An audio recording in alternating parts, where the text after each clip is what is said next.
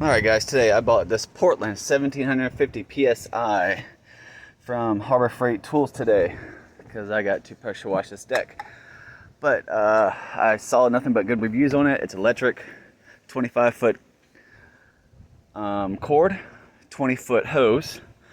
This has an adjustable end so it can flatten out more and it can open up more. We're about to give it a test ride and see what she does. It's an easy switch on and switch off. And as you can see in the back, this is your plug up.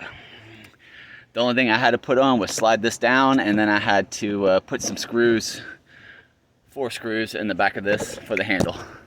But it was 99 bucks. I got $20 off. Just got to be sweet to people up there, but I will we'll see what it does.